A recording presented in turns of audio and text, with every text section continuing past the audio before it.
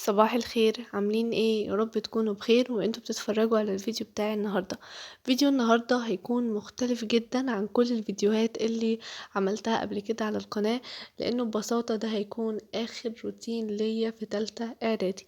فاضل اقل من اسبوع والامتحانات تيجي، ومعنى كده ان خلاص فاضل اسبوع واحد ونخلص تالتة اعدادي ونخلص من السنة دي بكل الحاجات اللي فيها، الحاجات الحلوة الحاجات الوحشة، وبكل الميموريز الحلوة اللي فيها. هي كانت سنة صراحة ممتعة، يعني إلى حد ما كانت سنة ممتعة، بس هي صراحة كان فيها صعوبات كتير. أنا مبسوطة إني خلصتها بس خايفة من المرحلة الجاية. المهم إن في الفيديو بتاعي النهاردة هشارك معاكم آخر روتين ليا في تالتة إعدادي، وكمان هقولكم على بعض النصايح اللي لازم تعملوهم في الأسبوع الأخير قبل الامتحانات، لازم تعملوهم. عايزة كمان أقولكم على حاجة، إن سامحوني لو المونتاج بتاع النهاردة مش قد كده، لأن انتوا طبعا عارفين فاضل أسبوع على الامتحانات ومش عارفة أمنتج لكم أحسن حاجة. اول حاجه انا بدات بيها النهارده او في اليوم ده هو اني بدات احل امتحانات. طبعا الفتره دي اللي هو الاخر اسبوع قبل الامتحانات لازم تحلوا امتحانات، حتى لو ما رجعتوش كلمه لازم تحلوا، لانكم مش هيجيلكم في الامتحان سمعوا المنهج، هو هيجيلكم سؤال انتوا هتكونوا حلينه قبل كده في اي امتحان من الامتحانات بتاعه المحافظات دي. فانتوا لو حليتوا المحافظات هتبقوا عارفين شكل السؤال.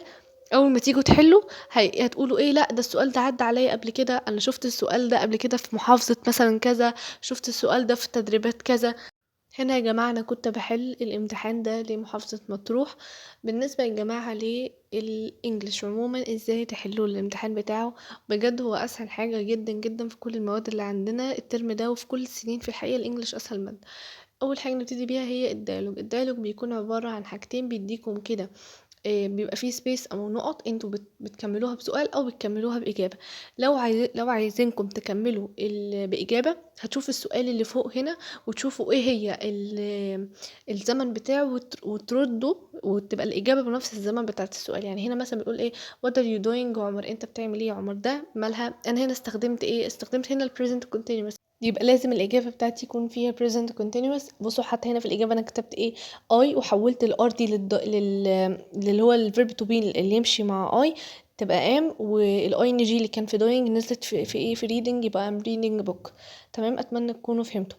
بالنسبة بقى للسؤال بيبقى يا WH question أو اللي هو بيكون yes or no question. وال yes or no question ده بيبتدي بالفعل المساعد بتاع الجملة، وال WH question بيبدأ بالحاجات اللي هو زي ايه how who when what، الحاجات دي كلها اللي بتبتدي ب W. بالنسبة بقى للسؤال اللي هو ال choose ده سهل جدا، يعني بيعتمد اكتر حاجة على السينونيم والانتونيم والفوكابلري اللي موجودة عندنا في المنهج، فانتوا لازم تبقوا حافظينهم. وفي حاجات يعني سهلة جدا، يعني لازم ايه بتاخدوها كده، يعني عدت علينا في السنين اللي فاتت، يعني مش بتبقى صعبة في حلها. يعني سؤال التشوز ده بيبقى اسهل حقيقي سؤال في الامتحان كله.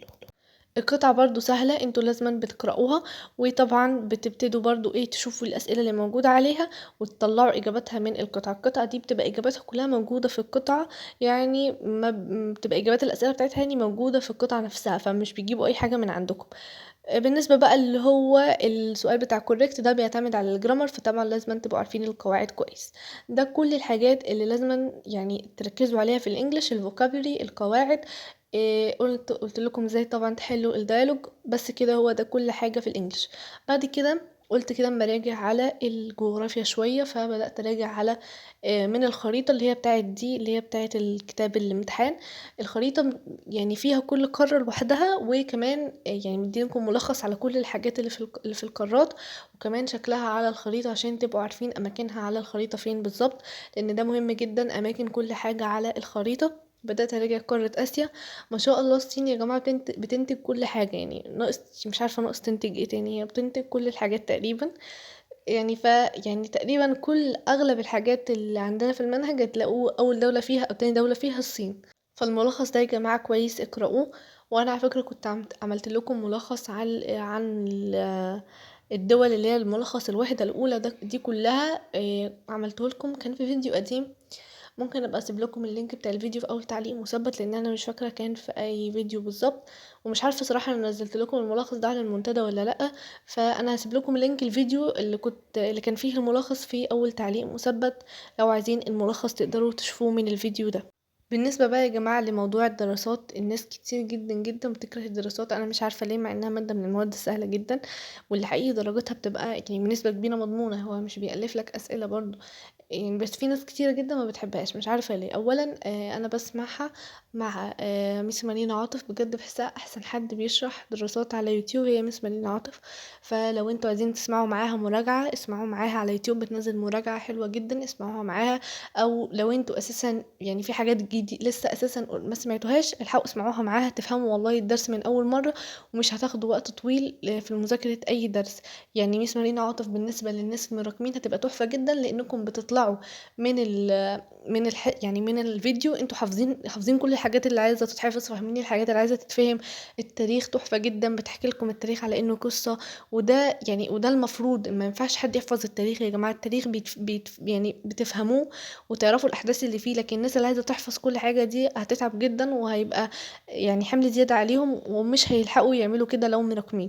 فاسمعوها مع ميس مارينا عاطف، وبعد كده حلوا الامتحانات زي ما قلت لكم. أهم حاجة في الفترة دي هي حل الامتحانات كتير، كل ما تحلوا امتحانات كتير كل ما تجيبوا درجات أحسن، وكل ما هتتلخبطوش في الامتحان، وهتحسوا انكم داخلين مرتاحين، لان انتوا هتلاقوا ان اغلب اسئلة الامتحان اللي هتجيلكم في اخر السنة حلتوها قبل كده وعدت عليكم مرة واتنين وتلاتة.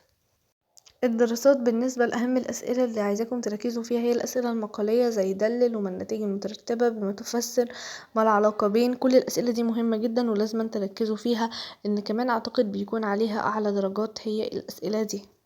وطبعا بما ان كل المحافظات دلوقتي بقت بوكلت، فطبعا اهم حاجة انكم تتأكدوا كويس من الاجابة قبل ما تكتبوها، عشان المساحة اللي هما بيسيبوها تحت كل سؤال بتكون صغيرة شوية.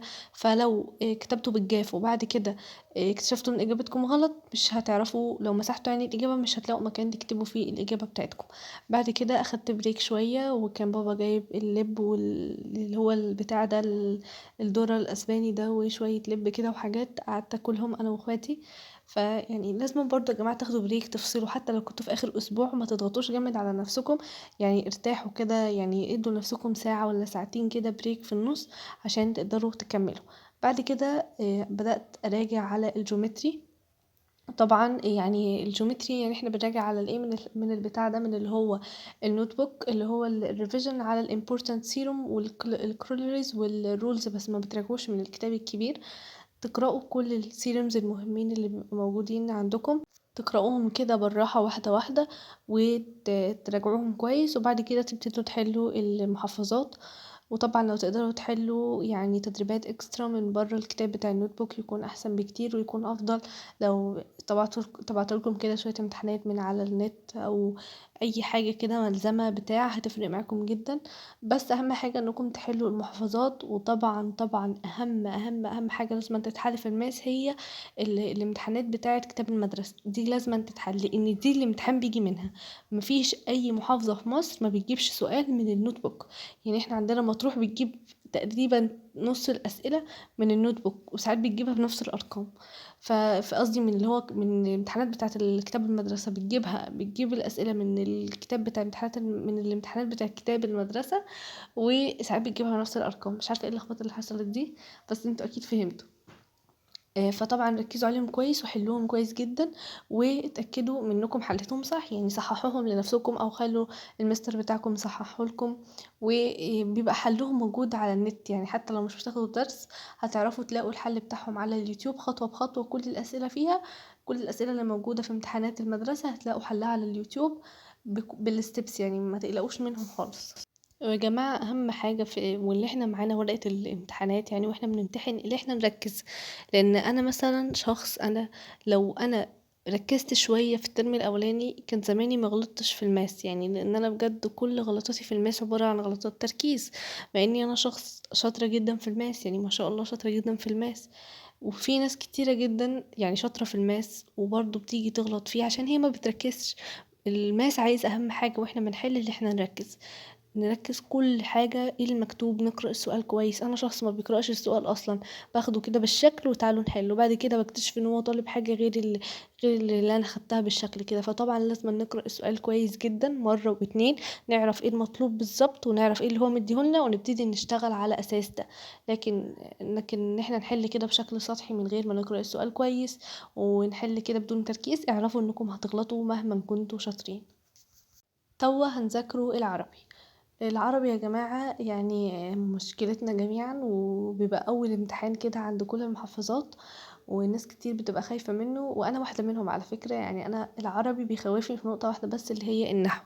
لأن أنا مفيش سنة تقريبا من يوم ما دخلت المدرسة ما غلطتش في النحو، وبغلط في حاجات غبية بشكل مش طبيعي بجد. يعني بغلط في الأساسيات خالص، اللي هي الخبر مبتدأ، ومش مش عارفة. يعني أنا ببقى كاتبة الإجابة الصح، وفي آخر لحظة أروح مغيرة الإجابة الصح ومحولها الإجابة الإيه الغلط.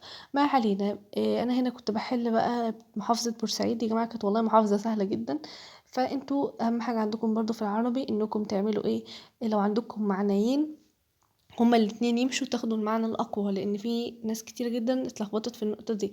لو جايب لكم مثلا اتنين من المعاني، هما الاتنين يمشوا خدوا المعنى الأقوى فيهم. دي حاجة. الحاجة التانية مثلا أو لو قطع اللي هي القراءة المتحررة، تشوفوا المعنى من سياق الجملة. يعني ممكن يديكم الثلاث معاني ينفعوا، يديكم كلمة من القراءة المتحررة ويقول لكم هاتوا المعنى بتاعها، بس هما الثلاث معاني ينفعوا. شوفوا معنى الكلمة دي كانت ايه في القطعة، وخدوا المعنى بتاعها. فهمتوني؟ وبعد كده النصوص طبعا لازم الآية تحفظوها. وعلى فكرة أغلب المحافظات بتجيب اللي هي الإيه التضاد، بتجيب الترادف، الحاجات دي ما بتجيبش حاجات صعبة يعني، أو التصوير، يا التضاد يا التصوير أو التشبيه يعني كده. الحاجات دي ما بتجيبش في مواطن الجمال حاجات صعبة. والشرح انتوا افهموا المعنى واشرحوه بنفسكم.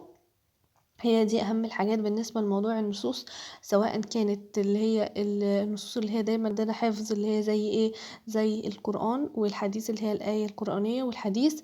وعندنا نشيدين تقريبا او نشيد لازم يتحفظوا، والنثر. ركزوا اكتر حاجه على الايه القرانيه وعلى الحديث وعلى النشيد. يعني ما تتكوش قوي على النثر، لانه في اغلب المحافظات ما بتجيبش النثر اصلا. والتعبير هو اهم حاجه بالنسبه لتالتة اعدادي، لازم تاخدوا بالكم من الاخطاء الاملائيه كويس جدا. لو عندكم كلمتين شاكين في واحده منهم، شاكين ان واحده منهم هتكتبوها غلط، اكتبوا الكلمه الصح.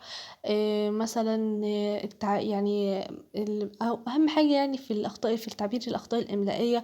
طبعا لازم تكتبوا التعبير فقرات، ما تكتبوش كله جزئيه واحده، تقسموه لثلاث فقرات او حاجه، تغطوا. يكون عندكم تكتبوا اللي فوق اللي هي العناصر بتاعه التعبير، وتتكلموا في كل فقرة عن عنصر معين من العناصر اللي انتوا كاتبينها. تكونوا منظمين خطكم كويس، ما تحاولوش تشخبطوا، حاولوا بقدر المستطاع ما تشخبطوش كتير، وخصوصا في التعبير، لان التعبير بيبص كده على الشكل العام للتعبير. يعني من اول بصة هيقول دي ورقة حلوة، دي ورقة وحشة، ده باين عليه خطه حلو، ده منظم الموضوع، وهكذا. بالنسبة بقى للنحو، النحو اللي علينا في الترم ده كله عن المشتقات. مشتقات يعني في حاجات شبه بعض، بس هي سهلة عموما. يعني حتى لو انتوا ما ذاكرتوش نحو خالص، الخمس ايام اللي فاضلين دول اسمعوا كل درس لوحده وحلوا التدريبات على طول. مفيش وقت، لازم تسمعوا الدروس وحدها، كل واحد درس لوحده، وتحلوا التدريبات بتاعها على طول. هم 5 دروس كل يوم هتسمعوا درس، 5 دروس او 6 دروس كل يوم درس. وفي منهم حاجات سهلة، يعني مش هتاخد معاكم وقت. هو أصعب حاجة هتقابل الناس اسم الفعل واسم المفعول. ومن الآخر يعني اسم المفعول عشان واسم الفعل عشان هما شبه بعض مش أكتر، بس برضو سهلين وتقدروا تجمعوا بيهم درجات حلوة جدا. النحو بتاع الترم ده سهل، ويعني تذاكر بسرعة تلحقوا تلموه حتى لو انتوا ما فتحتوهوش أصلا. بالنسبة يا جماعة للإملا، ركزوا كويس مع المدرس اللي بيمليكم، ركزوا هو بيقول ايه، وما تكتبوش بالتشكيل، لأن في ناس بتتلخبط ما بين حروف المد اللي هي زي مثلا الواو، وما بين التشكيل الضمة، تفتكر ان الكلمة فيها واو، ولا ما يكونش فيها واو وهي دي الضمة، فاهمين؟ وهكذا. او مثلا التنوين تخليه نون. وبس كده، ده كان فيديو النهاردة، اتمنى يكون عجبكم واستفدتوا منه. وطبعا لو عجبكم الفيديو ياريت تعملوا له لايك وشير مع اصحابكم وقرايبكم علشان يستفادوا هما كمان. ولو دي اول مره تشوفوني ياريت تعملوا سبسكرايب للقناه وتفعلوا زر الجرس علشان يوصلكم كل فيديو بنزله. وعايزاكم تستنوني بقى في اول فيديو بعد الامتحانات ما تخلص، محضره لكم شويه فيديوهات حلوه جدا، منهم فيديو النتيجه والجرادويشن وكل الحاجات دي هتبقى ان شاء الله بعد الامتحانات، فانتظروني.